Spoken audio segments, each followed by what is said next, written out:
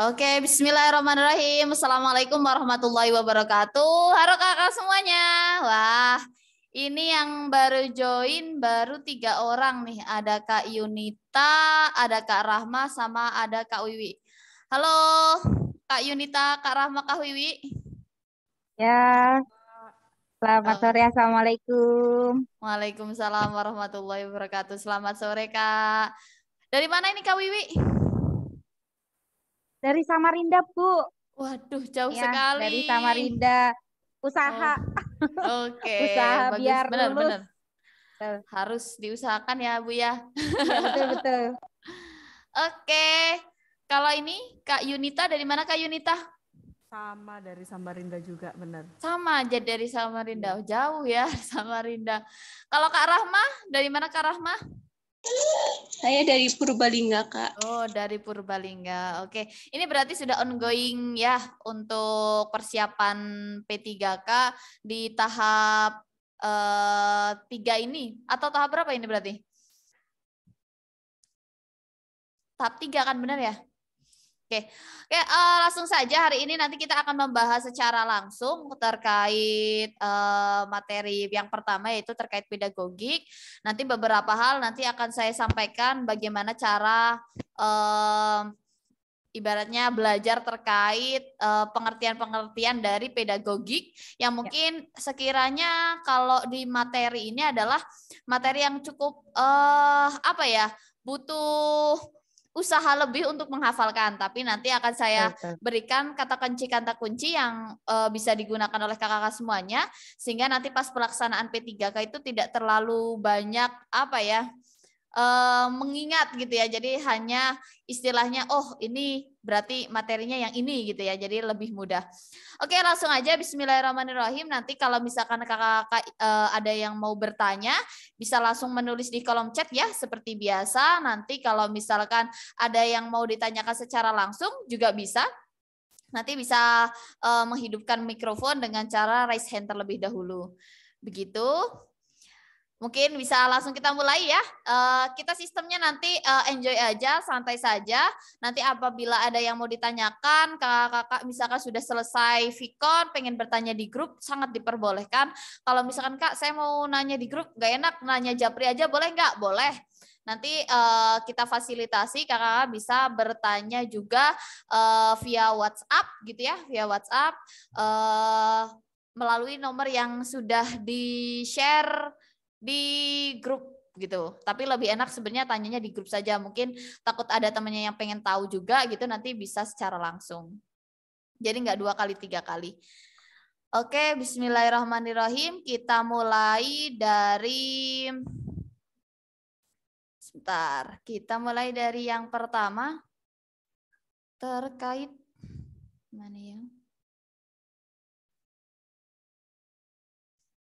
Rancangan pembelajaran inovatif. Mungkin sudah sangat tidak asing, apalagi tadi saya lihat ada guru penggerak gitu ya. Wah, ini kalau guru penggerak biasanya kalau rancangan pembelajaran inovatif itu kayaknya udah nggak asing, makanannya setiap hari gitu ya. Nah, kita langsung yang pertama adalah tentang rancangan pembelajaran inovatif. Nah, ini untuk dites-tes cukup lumayan kadang dibagikan gitu ya, di-share tentang soal-soal terkait pembelajaran inovatif. Tapi yang kita bahas di sini adalah secara singkat, namun ke intinya saja biar kakak-kakak tidak terlalu pusing dalam belajar pedagogik. Yang pertama adalah rancangan pembelajaran adalah proses sistematis. Nah, dalam mengartikan prinsip belajar dan pembelajaran ke dalam pedoman untuk bahan dan aktivitas pembelajaran. Di sini kakak tidak perlu menghafalkan secara lengkap, hanya intinya saja kakak bisa ngambil dari kata pedoman untuk bahan dan aktivitas pembelajaran gitu ya.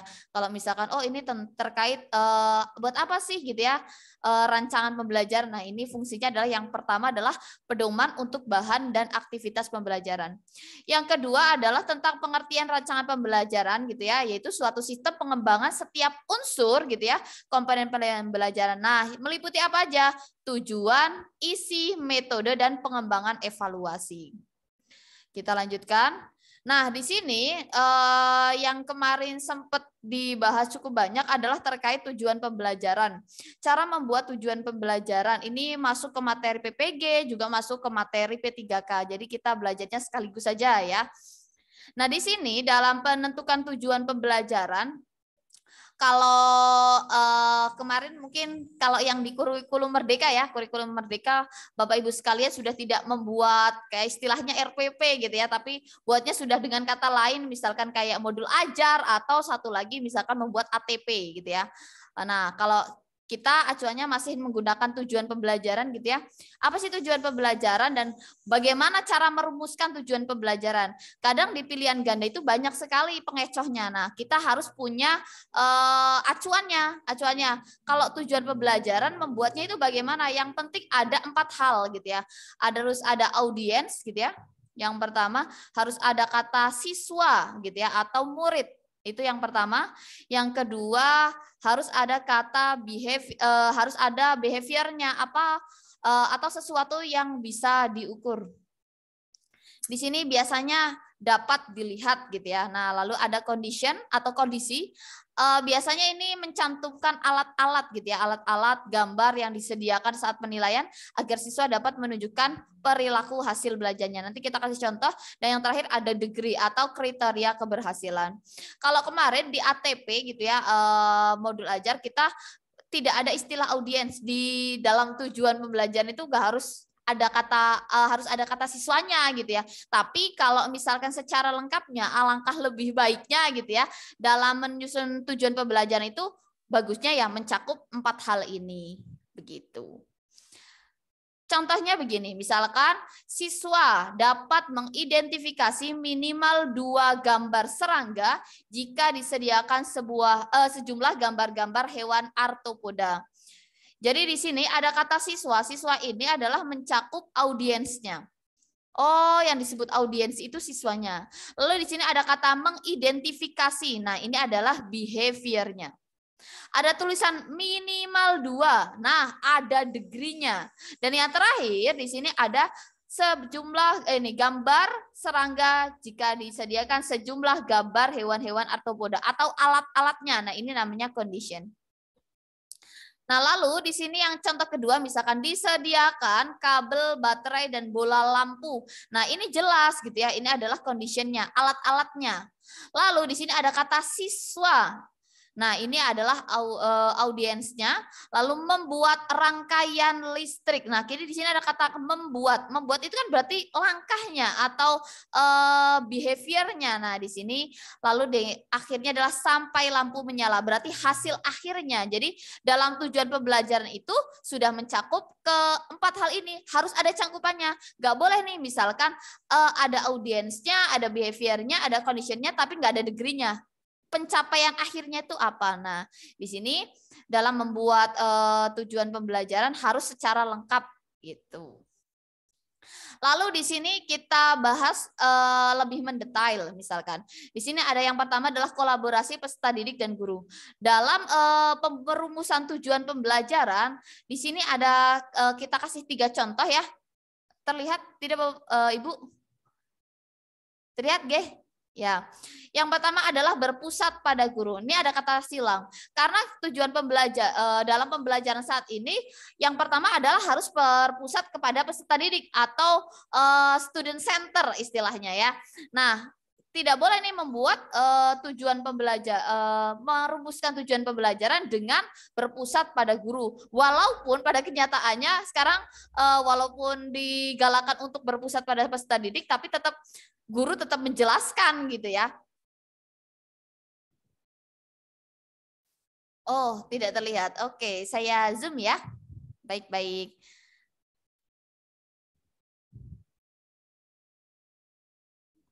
Oke.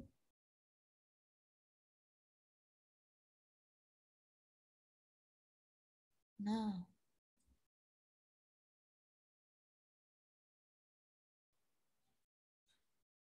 Oke, sedikit lebih jelas nggih? Oke.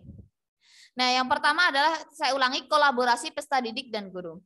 Jadi, yang pertama adalah terkait berpusat pada guru. Biasanya mereka dimulai dengan kata-kata kegiatan ceramah guru gitu ya. Kita bisa mengambil kata-kata lain atau kata kerja lainnya, misalkan mengamati, artinya siswa yang aktif. Kalau misalkan kita menggunakan kata berdiskusi, artinya ada kolaborasi siswa dan guru. Nah, kita bisa memilih dua opsi nih, mau berpusat kepada peserta didik secara umum gitu ya, artinya sudah siswanya saja yang berjalan gitu ya, atau siswa lebih aktif saja, tidak ada kolaborasi, itu boleh. Tapi di sini juga kita bisa mengambil opsi kolaborasi siswa dan guru. Contohnya adalah setelah siswa dan guru berdiskusi gitu ya, berarti kita menggunakan kata diskusi. Tentang gambar tumbuhan siswa dapat menyebutkan 6 kata tanya dengan tepat. Jadi dalam perumusan tujuan pembelajaran kita bisa memilih dua opsi ya. Kalau misalkan di pilihan ganda gitu ya, nanti bisa ambil yang pusat pada peserta didik, boleh juga berpusat kepada peserta didik dan guru atau berkolaborasi. Misalkan gini, setelah membaca teks PowerPoint, jelas ini adalah siswa yang aktif. Tapi kalau misalkan setelah bermain peran bersama guru gitu ya tentang tanaman, nah itu kan jenis rumusan tujuan pembelajaran yang intinya adalah kolaborasi siswa dengan guru. Lanjut, di sini ada perbandingan 3 orientasi pembelajaran. Contoh lagi ya. Misalkan deskripsi kegiatan pembelajaran berpusat pada guru, guru memberikan apersepsi. Nah ini biasanya di awal pembelajaran. Ketika di awal pembelajaran gitu ya, gurunya memberikan apersepsi. Padahal apersepsi itu bisa dikaitkan gitu ya, berorientasi dengan siswa. Contohnya, siswa menyimak apersepsi. Sebenarnya sama, tapi hanya diganti kata. Lalu di sini bisa juga siswa dan guru menyimak cerita seorang siswa tentang pengalaman gitu kan. Ini juga bentuk apersepsi, tapi dalam kata kerjanya bisa dirubah dengan kata kolaboratif antara siswa dan guru. Lanjut, setelah rumusan tujuan pembelajaran, dalam pembelajaran inovatif, di sini kita harus berorientasi HOTS atau higher order thinking skill gitu ya. Nah, sebelumnya mungkin Bapak Ibu-ibu sekalian sudah paham sekali ya terkait analisis Bloom ya. Ada C1 sampai C6. Nah, di sini kalau misalkan 1, 2, 3, C1, C2, C3 itu lots, jenis lots gitu ya. Atau low order thinking skill. Ini bukannya buruk, cuma tidak boleh terlalu banyak gitu ya. Tetapi jadi ada tahap-tahapannya, tidak semua jenis pembelajaran harus HOTS. Boleh ada lots-nya, boleh. Ibaratnya kalau misalkan pelajaran agama gitu ya, harus menghafalkan surat apa surat misalkan Al-Fatihah 1 sampai 4 gitu ya, beserta artinya. Itu kan istilahnya masih ke C1 ya, tidak masalah gitu ya. Tapi tidak boleh semuanya. Harus ada kegiatan berorientasi kepada HOTS juga. Yang pertama misalkan C1, kita ingat kembali, mengingat itu kita bisa menggunakan kata kerja operasional. Yang pertama menyebutkan, mendaftar, mengulang, menirukan. Lalu untuk C2 itu masuk ke level selanjutnya, itu memahami. Di sini nanti bisa menggunakan kata kerja menjelaskan, mengklarifikasikan, menerima, dan melaporkan. Dan yang 3 ada C3-nya, apa ini? Menerapkan, aplikatifnya gitu ya. Itu menggunakan, mendemonstrasikan, dan mengilustrasikan. Diingat, kalau menerapkan seperti menggunakan dan mendemonstrasikan, itu masih C3, masih lots. Tapi kalau misalkan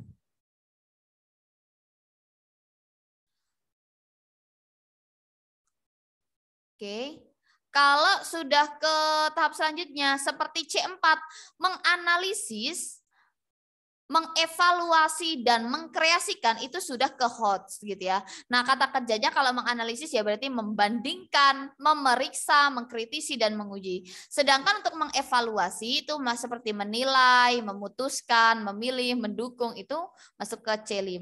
Dan yang terakhir, mengkreasikan, biasanya diawali dengan kata kerja membuat, mengkonstruksi, mendesain, berkreasi, mengembangkan, menulis dan menyusun. Nah, kira-kira seperti itu untuk mengingat kembali terkait pembelajaran berorientasi HOTS. Nah, di sini contoh penerapan HOTS dalam indikator. Nah, ini penyusunan indikator pencapaian kompetensi. Contohnya begini, kalau misalkan ada kompetensi menggali informasi dari seorang tokoh melalui wawancara menggunakan daftar pertanyaan. Nah, ini soal lots-nya misalkan menyebutkan, itu masih lots. Tapi kalau misalkan kalau membuat ini kan berarti sudah C6 gitu ya. Oh, berarti ini sudah HOTS. Contoh lagi, kalau menuliskan, membuat lagi ini berarti masuknya ke HOTS. Jadi awalnya, penggunaan kata kerja ini nanti bisa membuat kita sedikit yang penting nih mah harus HOTS berarti pakai C4, C5 atau C6 gitu ya. Lalu di sini penerapan HOTS dalam tujuan pembelajaran contohnya adalah misalkan yang LOTS mengidentifikasi ini masih LOTS, selalu menyebutkan ini ya, berarti hanya konsep saja ini masih LOTS. Sedangkan membandingkan dan menilai ini sudah masuk ke soal tujuan pembelajaran HOTS. Ini nanti mungkin Bapak Ibu-ibu bisa melihat secara mendetail sudah sangat jelas gitu ya. Lalu setelah tadi harus HOTS gitu ya. Nah, kita melanjutkan tentang dalam inovasi pembelajaran itu yang pertama harus yang selanjutnya itu tentang mengintegrasikan teknologi informasi dan komunikasi atau ICT gitu ya. Nah, di sini contoh integrasi ICT dalam tujuan pembelajaran adalah melalui kegiatan membaca buku teks. Ini belum non-integrasi, masih buku teks. Tapi kalau misalkan gini, melalui kegiatan pengamatan video tentang tumbuhan, nah ini sudah integrasi ICT. Kenapa di sini ada ini? Mengamati video tentang tumbuhan. Nah ini sudah masuknya ke integrasi ICT. Lalu misalkan contoh yang tidak memadukan ICT, setelah guru bertanya jawab, setelah bertanya jawab dengan guru, ini kan bukan ICT, tidak ada unsur teknologinya gitu ya. Nah kalau di sini setelah membaca teks PowerPoint, nah ini sudah menggunakan ICT. Nah di sini sudah kita kasih notes. Ciri-ciri rancangan pembelajaran mengintegrasikan ICT dapat juga ditulis penggunaan media dan sumber belajar guru dalam RPP. Setelah itu yang ketiga adalah, yang keempat, mohon maaf, berorientasi pada keterampilan belajar dan mengembangkan keterampilan abad 21. Contohnya adalah di sini. 4 unsur utama dalam kegiatan pembelajaran adalah transformasi persepsi pembelajaran. Di sini. Yang kedua adalah keterampilan manajemen pribadi, interpersonal dan kerjasama tim, serta kesempatan bereksplorasi. Nah, tujuan keterampilan abad 21 itu ingat ada 4C. Yang pertama adalah creativity, yang kedua adalah collaboration, critical thinking, dan communication. Nah, yang kelima adalah mengembangkan kemampuan literasi. Nah, dalam pengembangan literasi ini nanti bisa masuk ke kegiatan pembelajarannya, dijabarkan di kegiatan pembelajarannya. Yang pertama contohnya gini ya, melalui media pembelajaran tayangan PowerPoint basis ICT dengan kata tanya. Nah, ini ada sistem ada kemampuan literasinya yaitu dia menyimak penjelasan gitu ya, menyimak penjelasan. Lalu di sini ada media pembelajaran tayangan PowerPoint tentang tanya. Nah, ini juga sistemnya dia mengamati. Lalu yang keenam adalah penguatan pendidikan karakter. Ini sedang digalakkan sekali ya, kemarin juga setiap pembelajaran gitu ya, setiap pelajaran ada P5-nya, matematika aja ada P5-nya gitu ya. Nah, di sini contoh penerapan unsur PPK atau penguatan pendidikan karakter gitu ya, tujuan pembelajaran yaitu di tujuan pembelajaran itu ada kata teliti, boleh. Misalkan sikap kemandirian dan kedisiplinan, bertanggung jawab. Nah, gitu biasanya diselipkan kata-kata itu. Nah, di sini sudah kita kasih note nih. Terdapat 5 nilai karakter utama dalam penguatan pendidikan karakter, yaitu bersumber dari Pancasila. Yang pertama adalah religiusitas, lalu nasionalisme, lalu ada integritas atau kejujuran gitu ya, lalu ada kemandirian dan ada gotong royong. Jadi di sini bisa ini secara bertanggung jawab, secara jujur itu juga boleh. Nah, di sini selanjutnya kalau misalkan sudah masuk tadi membuat tujuan pembelajaran gitu ya, lalu ada bagaimana menyusun indikator gitu ya, lalu bagaimana cara membuat kegiatan pembelajaran. Nah, yang bagian akhir itu ada penilaian atau teknik penilaian. Nah, dalam teknik penilaian di sini ada rencana evaluasi untuk spiritual, ada yang sosial. Nah, di sini kita sudah jelaskan secara rinci gitu ya, namun singkat kita rangkumkan teknik dan bagaimana waktu pelaksanaannya. Lalu misalkan gini, observasi. Observasi biasanya instrumennya adalah berbentuk jurnal. Lalu nanti waktu pelaksanaannya adalah saat pembelajaran berlangsung. Nah, keterangannya di sini penilaian untuk mencapai pembelajaran assessment for end of learning. Berarti ini bisa dipakai assessment for learning, assessment of learning juga bisa. Lalu yang selanjutnya adalah penilaian diri. Nah, ini biasanya bentuknya checklist instrumennya. Lalu saat pembelajaran usai. Kalau observasi itu ketika pembelajaran berlangsung, kalau misalkan penilaian diri itu saat pembelajaran usai. Dan selanjutnya kalau penilaian antar teman itu adalah pembelajaran setelah usai, tapi di sini bentuk instrumennya biasanya adalah angket. Begitu ya.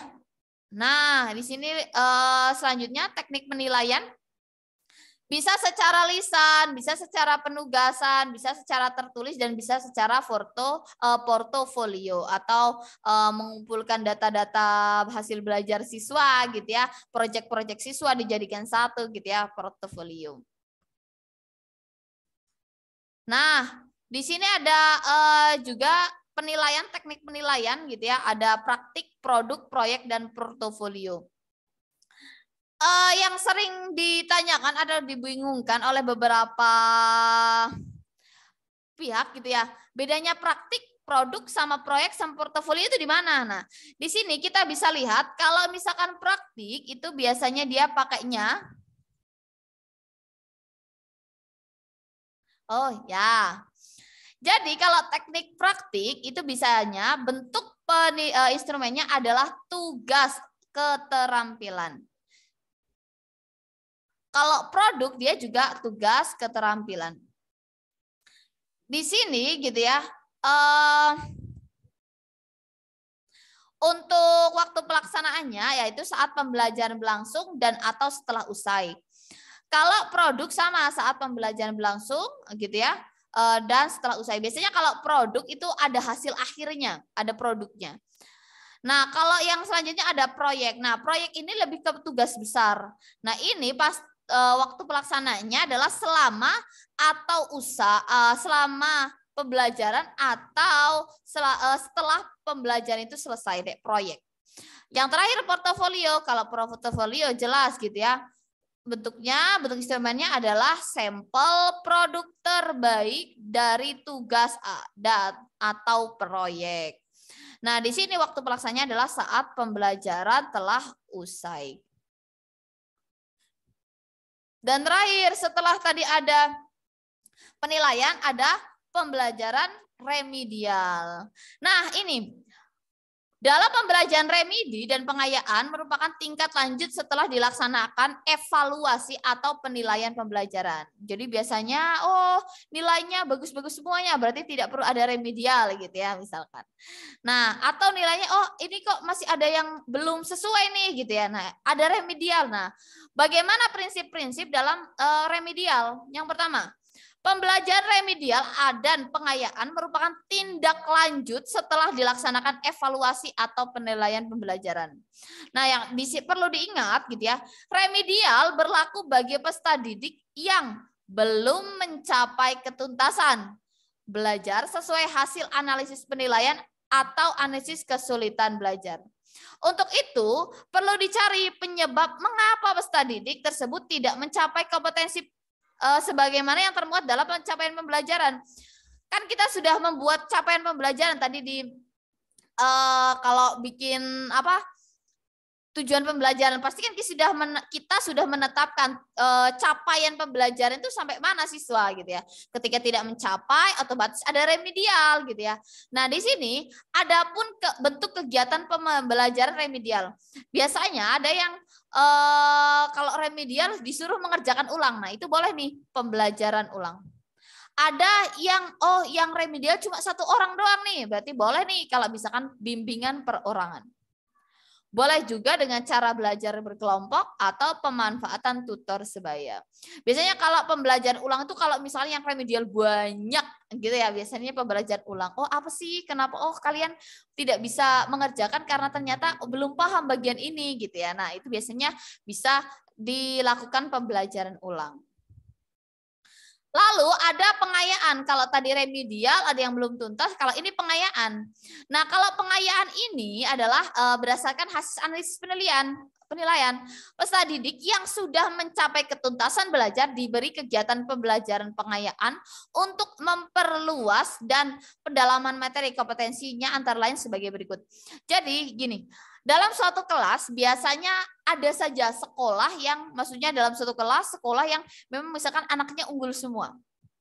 Sudah diberikan pembelajaran sedemikian rupa, ternyata ada 1, 2, 3, 4, 5 anak yang dia tingkat pemahamannya tinggi, kecerdasannya tinggi gitu ya. Dia daya tangkapnya juga tinggi, sehingga ketika diberikan pembelajaran gitu ya, misalkan dari 10 orang gitu ya, 6 orang ini ternyata dalam kategori misalkan standar. Oh sudahlah, sudah bisa, sudah di remedial bisa. Ternyata ada 4 orang yang misalkan dia tadi kecerdasannya, daya ingatnya tinggi dan segala macam gitu ya. Nah itu perlu diberikan pengayaan. Salah satu pemberian pengayaan ini selain sebagai perluasan atau pendalaman materi, juga menurunkan tingkat kejenuhan. Kadang kalau misalkan belajarnya gampang-gampang terus gitu ya, tidak ada tantangan gitu. Nah, ini bisa diberikan pengayaan. Nah, di sini jenis pengayaan, misalkan kalau soal matematika, misalkan dikasih soal matematika, siswanya ya 4 siswa ini biasanya selalu bisa mengerjakan dengan mudah.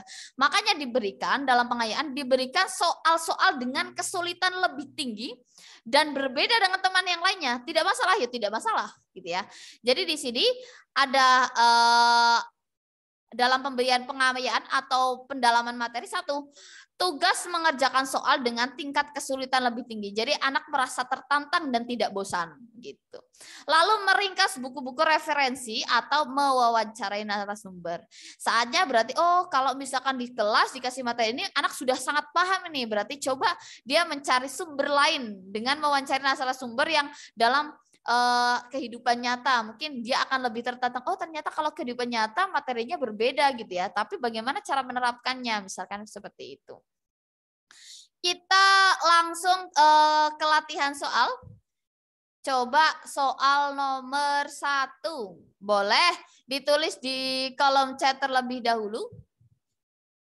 Contoh latihan soal pedagogik yang pertama, boleh ditulis di kolom chat kakak nomor 1.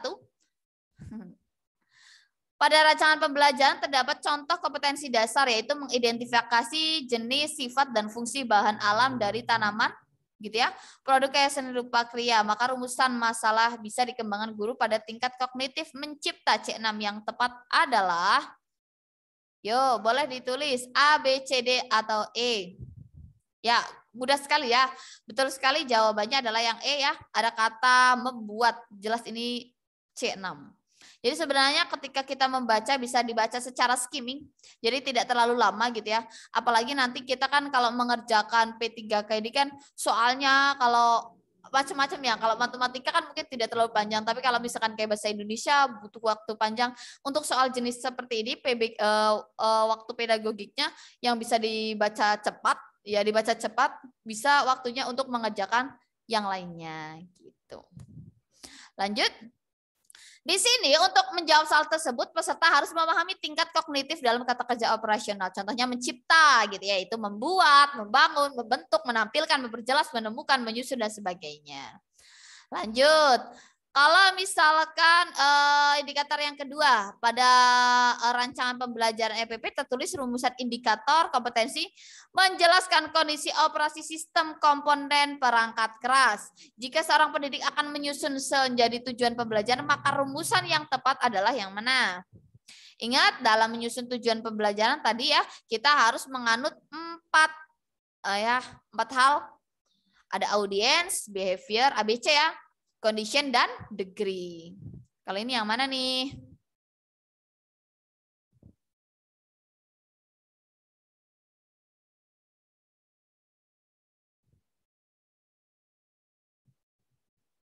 Oke.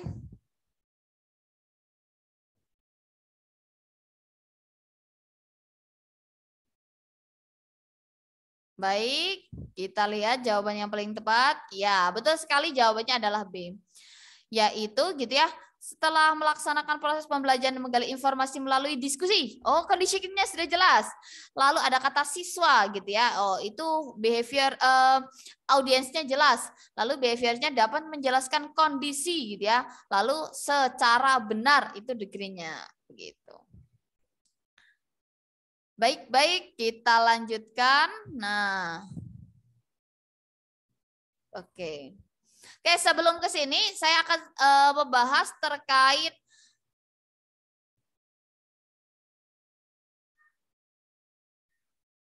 pengertian pendekatan strategi, metode, teknik, dan taktik dalam metode model pembelajaran. Sebelum nanti kita masuk ke tanya jawab ya, atau latihan soal lagi. Di sini ada beberapa hal yang perlu dipelajari, yaitu terkait pendekatan strategi dan metode, taktik, dan teknik, taktik, dan model pembelajaran. Nanti ini akan kita sharekan lewat grup WhatsApp gitu. Jadi jangan khawatir, semua materi yang akan di-share gitu ya, yang kita pelajari akan kita share melalui grup WhatsApp.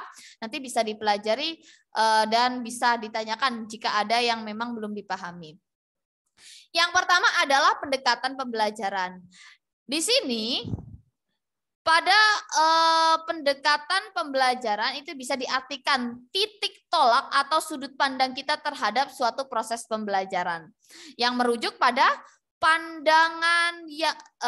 pandangan tentang terjadinya suatu proses yang sifatnya masih sangat umum, mewadahi, menginspirasi, menguatkan, dan melantari metode pembelajaran dengan cakupan teoritis tertentu. Nah, di sini dari jenis pendekatannya gitu ya.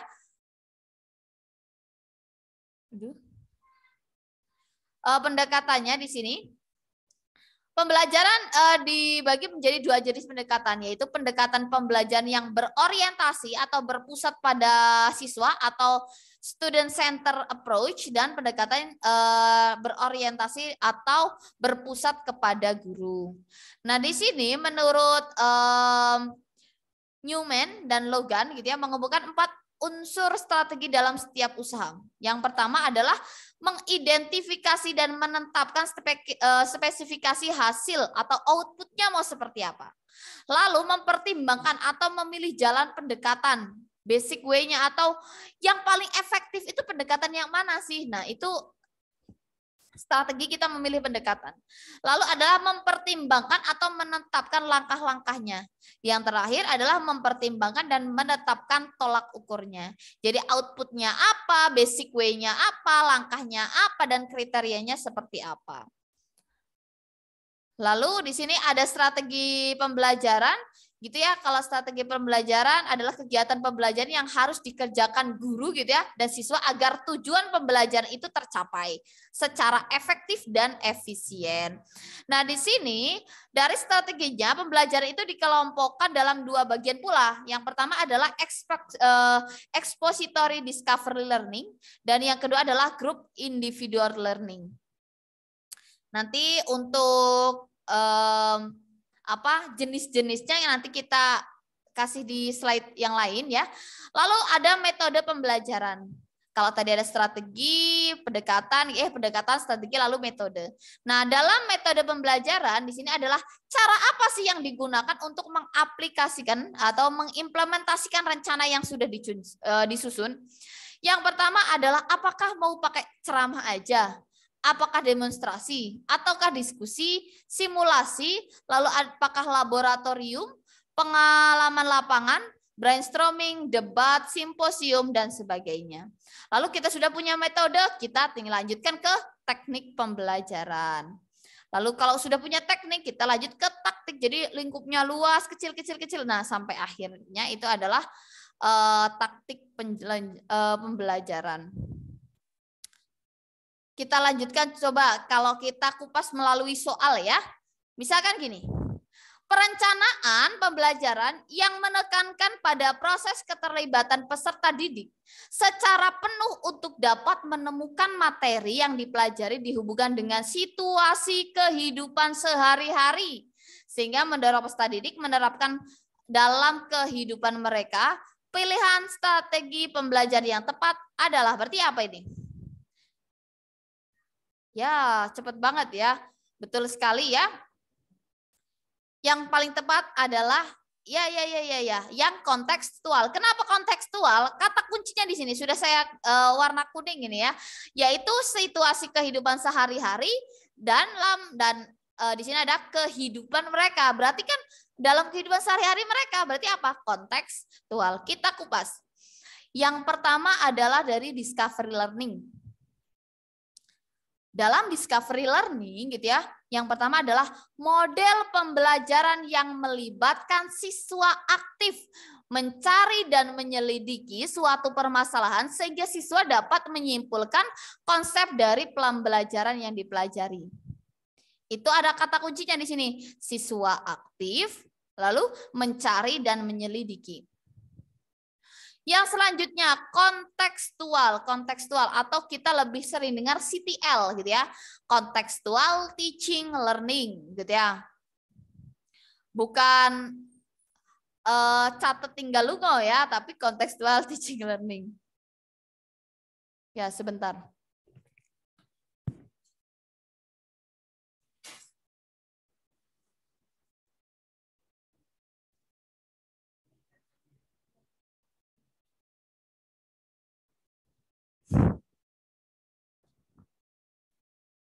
Ya, kita lanjutkan contextual teaching learning. Di sini kata kuncinya adalah konsep pembelajaran yang mengaitkan antara materi yang diajarkan dengan situasi dunia nyata siswa dan mendorong siswa membuat hubungan antara pengetahuan yang dimilikinya dengan penerapan dalam kehidupan mereka yang sehari-hari. Misalkan gini, kalau contohnya apa ya? Misalkan menghitung banyak misalkan benda jatuh, kalau benda jatuh tuh selalu ke bawah. Kenapa ya gitu ya? Oh, kalau misalkan menurut di sekolah mah ada gaya gravitasi gitu ya. Emang benar ya ada gaya gravitasi. Nah, itu dihubung-hubungkan dalam kehidupan nyata. Oh iya, soalnya kalau misalkan benda jatuh pasti ke bawah gitu ya. Oh, mungkin itu selalu benar gitu ya. Tidak jatuh jadi terbang gitu ya. Nah, itu termasuk salah satu contoh kontekstual. Jadi siswa itu bisa menghubungkan pengetahuan yang didapatkan di sekolah dengan pengetahuan yang ada di kehidupan mereka sehari-hari. Lanjut, ada model kooperatif. Jelas sekali ya, kooperatif kata kuncinya adalah dalam kelompok-kelompok kecil, bekerja sama dalam kelompok-kelompok kecil. Kalau secara umum gitu ya, kalau membaca pengertian umumnya yaitu atau secara lengkapnya adalah suatu strategi pembelajaran yang terstruktur dan sistematis di mana siswa-siswa bekerja sama dalam kelompok-kelompok kecil dengan anggota antara 4 sampai 5 orang secara heterogen untuk mencapai tujuan bersama. Lalu di sini ada problem solving. Problem solving gampang ya, masalah-masalah real gitu ya atau dalam kehidupan nyata. Ini bedanya dengan kontekstual. Kalau misal kontekstual kan menghubungkan pembelajaran yang didapatkan di sekolah dengan kehidupan nyata. Kalau problem solving itu menggunakan masalah-masalahnya itu ya. Untuk dipecahkan gitu ya. Di sini ada kata kunci yang saya garis bawahi justru adalah masalah-masalah real dalam kehidupan nyata atau otentik gitu ya, bersifat tidak tentu, terbuka dan mendua untuk merangsang menantang siswa berpikir dan kritis untuk memecahkannya. Lalu ada PJBL ya, project. Kalau PBL kan problem based learning. Kalau ada J-nya project based learning itu merupakan strategi pembelajaran dengan penerapan berbasis proyek gitu ya. Siswa biasanya dikasih proyek bikin apa gitu ya. Nah, di sini untuk menyelidiki masalah di dunia nyata. Lalu di sini ada inquiry. Kalau inquiry ini lebih kepada observasi atau eksperimen ya, guna untuk mencari jawaban maupun memecahkan masalah. Jadi mungkin nanti bisa dipahami ya, bisa dilatihan. Oh, kalau discovery itu tentang siswa aktif, lalu mencari menyelidiki, kontekstual itu kehidupan nyata, lalu kooperatif itu adalah siswa dibuat ke dalam bekerja sama dalam kelompok-kelompok kecil. Lalu kalau problem solving berarti ada masalah-masalah realnya. Lalu di sini kalau PJBL itu lebih ke berbasis project, lalu inquiry lebih kepada observasi dan eksperimen. Kira-kira begitu ya. Lanjut kita ke bagaimana memilih media pembelajaran. Bisa dilihat saat merancang pembelajaran seorang guru ingin menyederhanakan gitu ya. Ya benar, biasanya Kak Yunita. Sitial kan biasanya catet tinggal lungo gitu kan. Bukan contextual teaching learning. Nah, nanti materinya di-share ya, semuanya akan kita share setelah ini, langsung kita share melalui grup WhatsApp. Ya. Lanjut, saat merancang pembelajaran, seorang guru ingin menyederhanakan konsep prinsip hukum yang kompleks sehingga dapat memperjelas penyajian pesan secara tertulis. Media apa yang paling tepat dipilih oleh guru? Oke, ada bagan, APE, flip chart, foto, dan gambar. Boleh, jawabannya apa?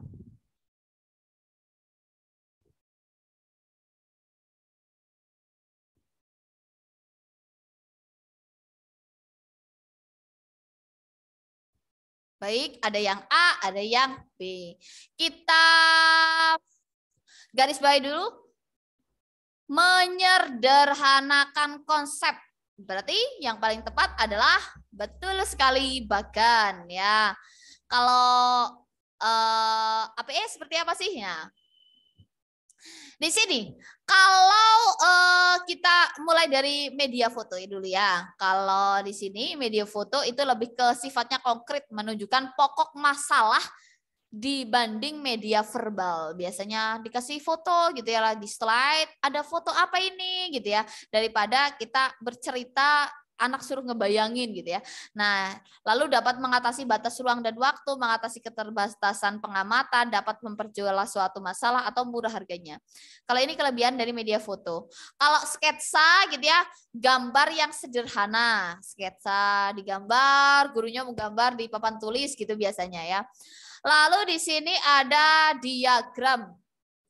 Diagram di sini adalah suatu gambar sederhana garis-garis dan simbol diagram atau skema menggambarkan struktur dari objek secara garis besar.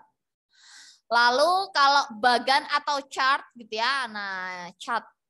Nah di sini menyajikan ide-ide dalam konsep yang sulit disampaikan secara tertulis. Ini lebih ke chart ya, lebih kepada menyederhanakan.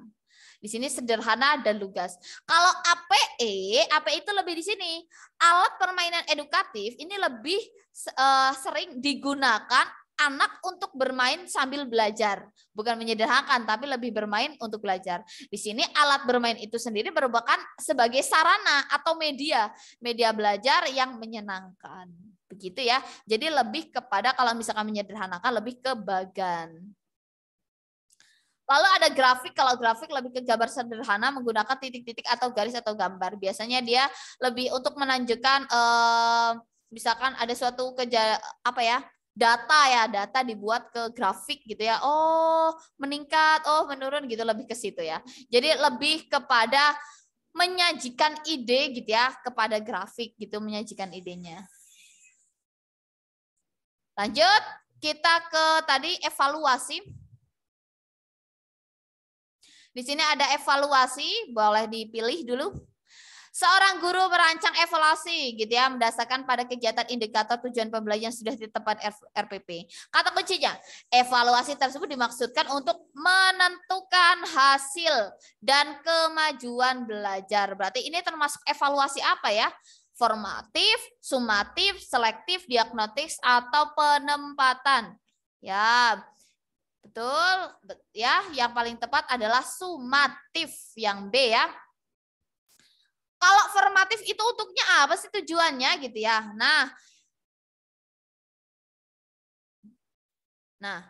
kalau diagnostik gitu ya. Ntar dulu dari formatif dulu ya. Kalau formatif itu lebih dilaksanakan apa? Untuk memperbaiki dan meningkatkan. Ini menentukan hasil dan kemajuan belajar. Ini lebih memperbaiki dan meningkatkan. Di sini ada kata kuncinya, menentukan hasil dan kemajuan belajar. Kalau ini formatif memperbaiki ya. Kalau penempatan ini adalah untuk menempatkan. Kata kuncinya menempatan berarti menempatkan siswa. Jadi biasanya kalau penempatan biasanya di kelas 1 atau mau masuk SMA atau mau masuk SMK gitu ya. Biasanya SMK jurusan apa nih gitu ya. Nah, biasanya mereka menggunakan evaluasi penempatan. Untuk menentukan apa? Oh, kamu cocoknya di RPL, berarti kamu nilaimu bagus di sini, masuknya RPL saja. Masuknya akuntansi saja atau masuknya ke desain grafis saja. Nah, di situ fungsi dari evaluasi penempatan. Kalau evaluasi selektif itu lebih digunakan untuk memilih siswa yang paling tepat sesuai dengan program kegiatan.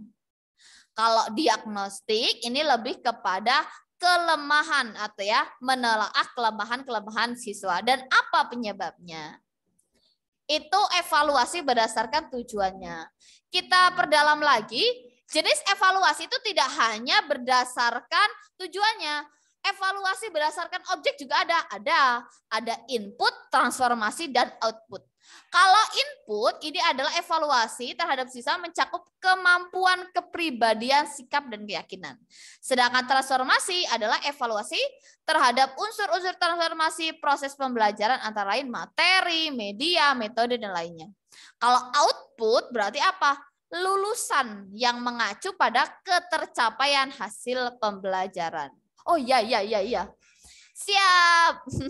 Nanti bisa di slow motion ya kalau mau ngulang ya.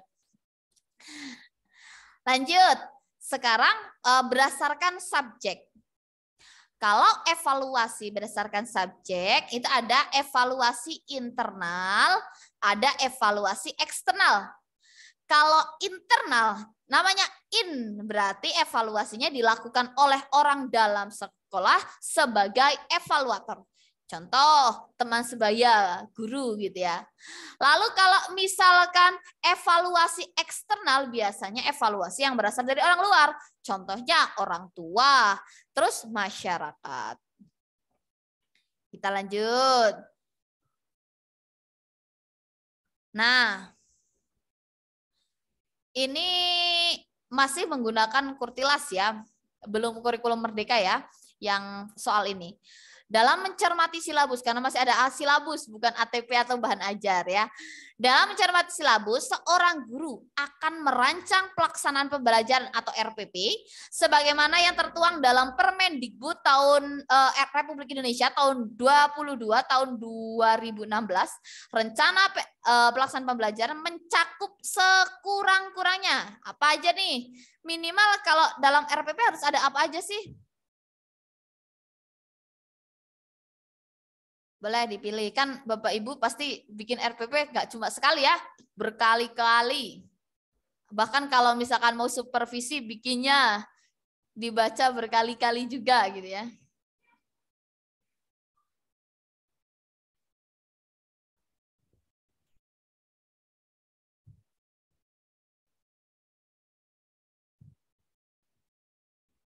Oke. Ya. Ya, betul-betul yang paling tepat adalah yang E. Berdasarkan Permendikbud nomor 22 tahun 2016, secara tegas menjelaskan komponen minimal RPP yang pertama adalah identitas sekolah. Karena biasanya RPP yang dipakai di guru sekolah A dan sekolah B tentu banyak berbedanya. Sesuai dengan karakter siswanya yang akan diajar. Makanya harus mencantumkan minimal pertama adalah identitas sekolah. Lanjut lebih dalam adalah identitas mata pelajaran. Di sini ada tema dan subtemanya.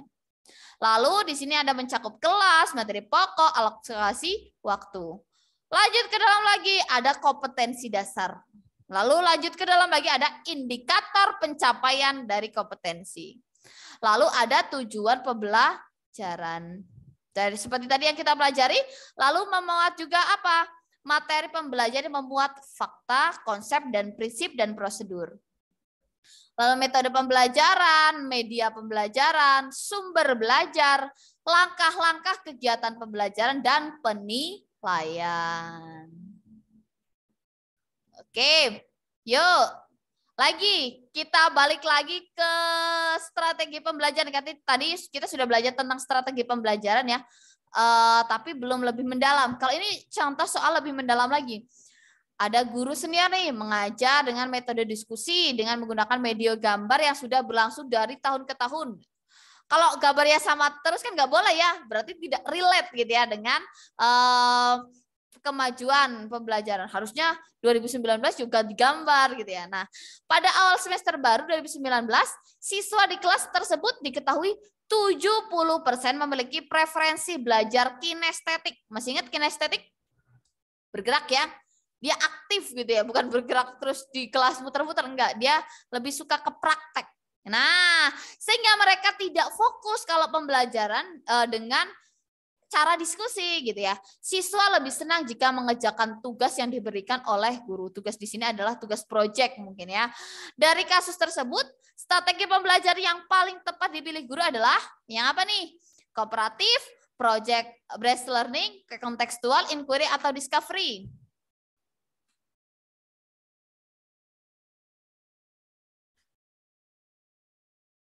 Ya, tepat sekali ya, yaitu project based learning gitu ya, kinestetik.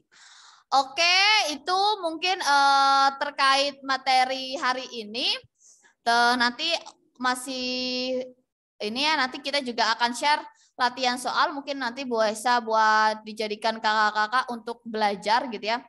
Meskipun tidak dibahas secara dibahasnya secara mendetail, insya Allah kakak-kakak akan tetap di-share dan nanti bisa digunakan untuk latihan. Begitu. Mungkin sudah kemarin juga sudah didukung dengan latihan soal by aplikasi ya. Oke, sebelum saya tutup, saya kasih waktu 5 menit untuk kakak-kakak yang mungkin masih ingin bertanya. Silakan boleh bertanya melalui mikrofon, boleh juga bertanya melalui kolom chat. Monggo silakan.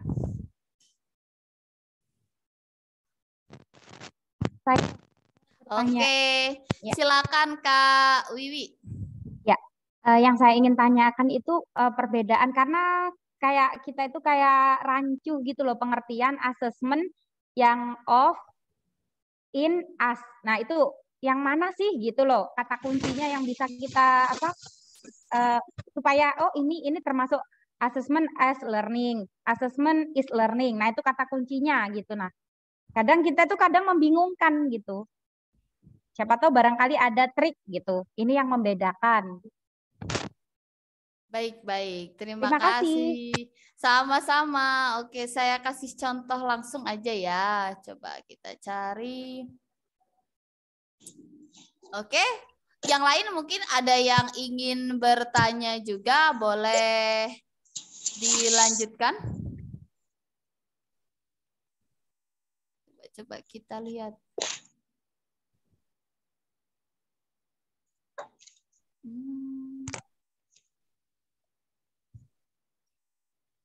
Sebentar, saya carikan contoh langsungnya saja.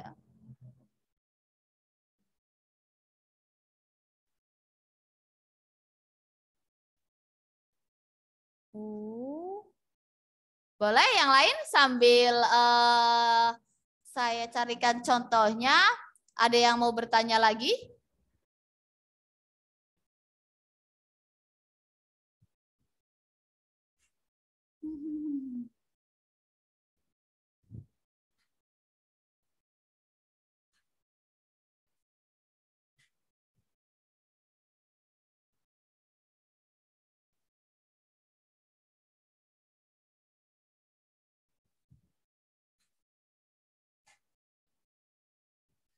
Tidak ada?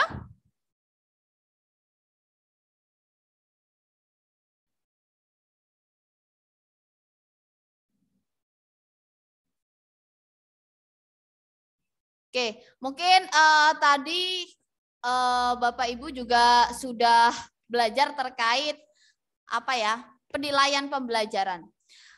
Sedikit saja nanti bisa dilihat, saya kasih contohnya via grup WhatsApp ya. Maksudnya sedikit tambahan saja. Kalau biasanya gitu ya, kalau asesmen gitu ya, misalkan asesmen sumatif gitu ya, dan asesmen of learning. Kalau of learning itu biasanya menilai hasil belajarnya. Assessment of learning, hasil belajarnya. Tapi kalau misalkan assessment as learning itu untuk menilai pembelajarannya. Bukan hasilnya, tapi menilai pembelajarannya. Jadi konsep dari assessment ini lebih dikenal kalau kita apa ya? Penilaian capaian pembelajaran. Begitu. Jadi kalau kita taunya kan cuma itu ya. Padahal fungsi asesmen itu enggak cuma untuk apa ya? Tidak hanya itu, tidak hanya untuk mengetahui penilaian capaian pembelajaran itu nyampe mana saja, tapi juga untuk meningkatkan kompetensi gitu ya dari peserta didik dan kita sebagai guru. Begitu. Jadi kalau misalkan assessment of learning itu lebih kepada menilai hasil belajarnya, kalau as learning itu untuk pembelajarannya. Begitu. Contoh lainnya coba saya cantikan. Oke, berarti gini ya. Kalau as itu di prosesnya, kalau off itu penilaian akhir, begitu. Betul sekali. Oh, oke, siap. Terima kasih. Sama-sama. Jadi gitu ya. Nanti untuk contoh lebih mendetailnya di tipe soalnya nanti bisa dipelajari lebih mendetail di latihan soal yang nanti akan kita share lewat grup WhatsApp. Oke, siap. Kayaknya dicukupkan. Sepertinya sudah tidak ada yang bertanya ya. Oke, sampai jumpa di pertemuan selanjutnya. Semangat kakak-kakak semuanya. Semoga ikhtiar kakak-kakak untuk goal P3K di tahap ini bisa tercapai gitu ya. Amin. Ya. Sampai jumpa di pertemuan selanjutnya. Sampai jumpa di besok. Pertemuan kedua masih di pedagogik. Nanti kita akan membahas lebih mendetail terkait materi pedagogik gitu ya. Sampai jumpa. Wassalamualaikum warahmatullahi wabarakatuh. Waalaikumsalam warahmatullahi wabarakatuh. Terima kasih. Sama-sama. Terima kasih, Kak.